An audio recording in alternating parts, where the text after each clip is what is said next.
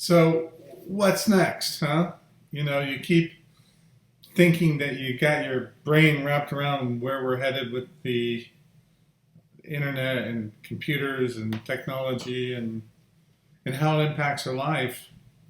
And last night I crawled into bed. I was talking to my wife, and I said, I really don't know how I used to fall asleep. I guess I read because now I take my iPad to bed. I have an iPad Pro, which is a big thing, and she rolls over and looks at her iPad. I roll over and look at mine.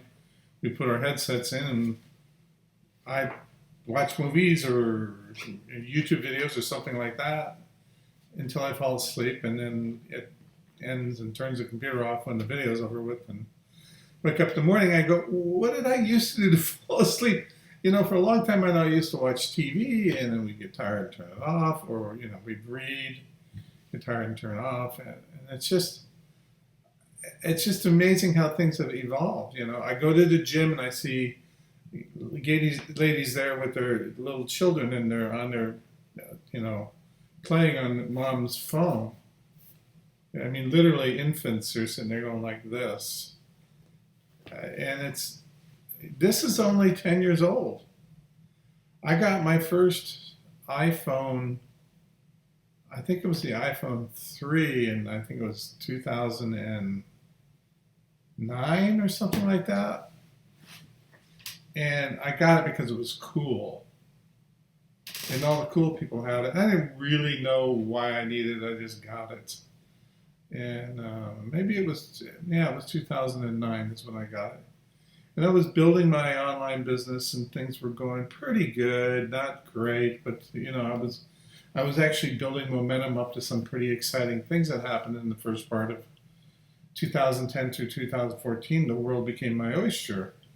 And I knew I was like there on the cutting edge because I had the iPad when they came out in 2000, I think it was 10 or 11. And then I had this and I had that, and they were talking about micro screen TVs, and it wasn't that long earlier I had big old CTR screens, and now everything's flat screens.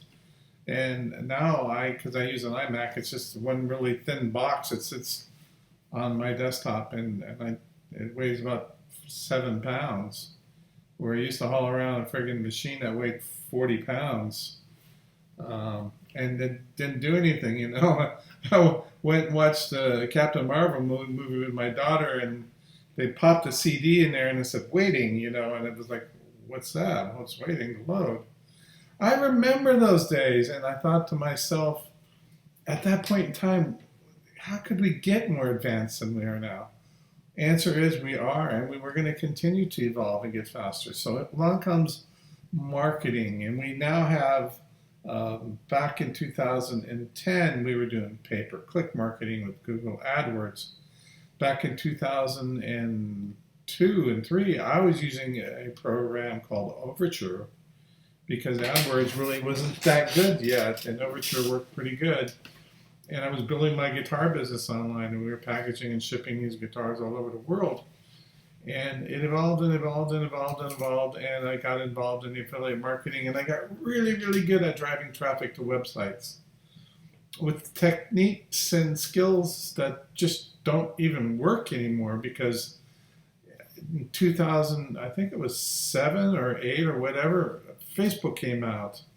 Now, my kids had MySpace, and I looked at MySpace, and I had a MySpace page for a while. I certainly didn't see really any overwhelming need to have a MySpace page, and I didn't know how to make money with it.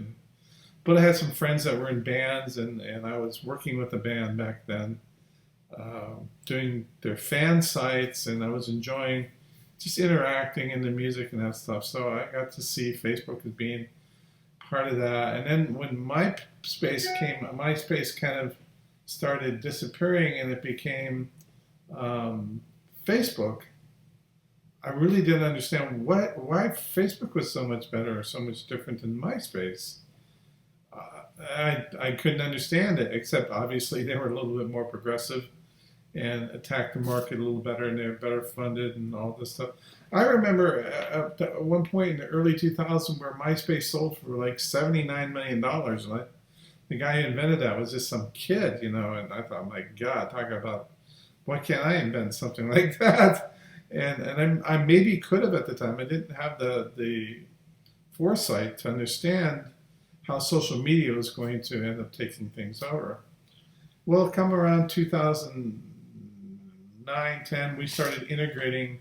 Well, I actually became a Twitter expert for a little while, and I wrote several training programs on how to grow your Twitter following and how to send direct messages to Twitter and how to use Twitter actually to market your products and sell stuff.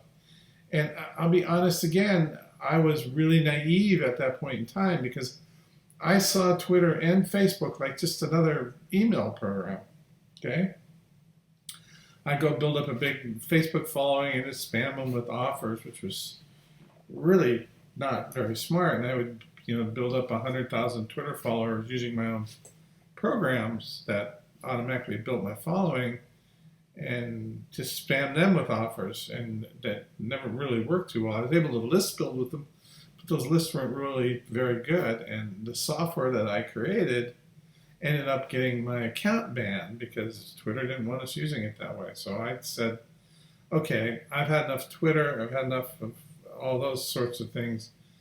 Search engine optimization is working with Gmail, with Google and blogs, and then I developed my blogging software, which automated the SEO process and allowed you to build hundreds of websites on subdomains and allowed you to monetize those subdomains using AdSense. And they worked really good until Google says, I don't like duplicate content. None of these changes, they seemed like they were coming out after me. They were against me, but they really weren't. They were just trying to provide the best experience to their users.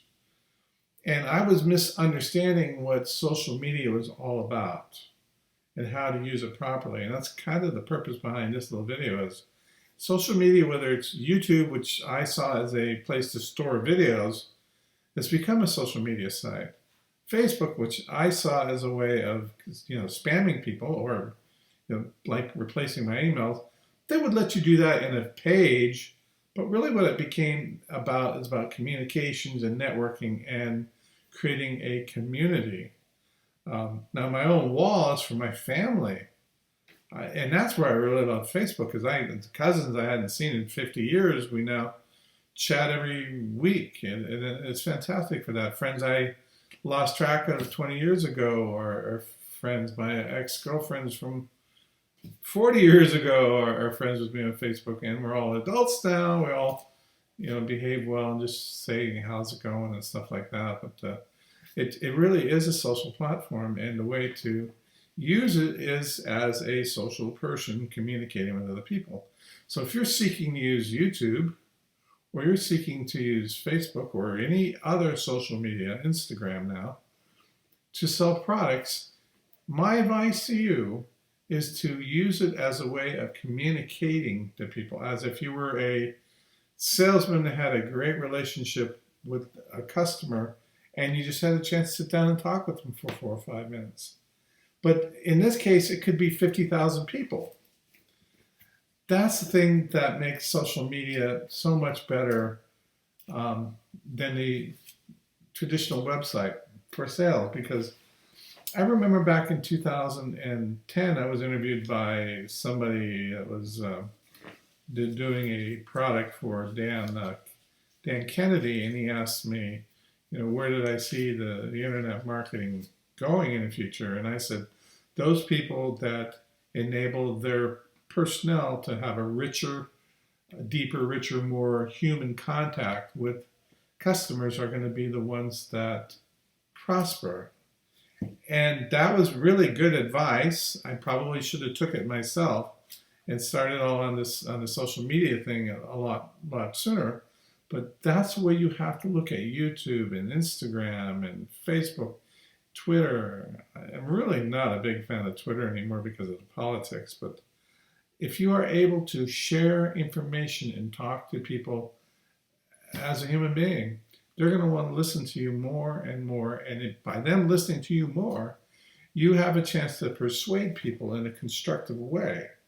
So the moral of the story is reach out and talk, and always sell only things you buy or would like to buy, that you believe in.